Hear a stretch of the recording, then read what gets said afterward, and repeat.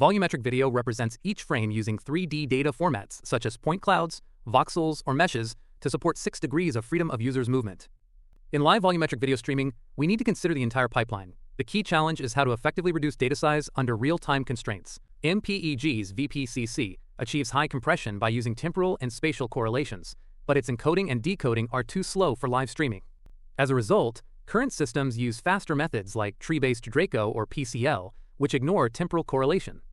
Unlike 2D video, which uses a fixed width-by-height matrix structure, a 3D point cloud is represented as an unordered set of points. Therefore, defining the difference between 2 point cloud frames is much more challenging, as point clouds lack a consistent ordering and structure. We propose DeltaStream, a novel system that leverages 2D-Inferred delta encoding to effectively exploit temporal correlation. On the server, the system first computes the differences between consecutive 2D RGB frames to identify high difference blocks that require updates, and then further classify them into matched and mismatched blocks using 2D motion compensation.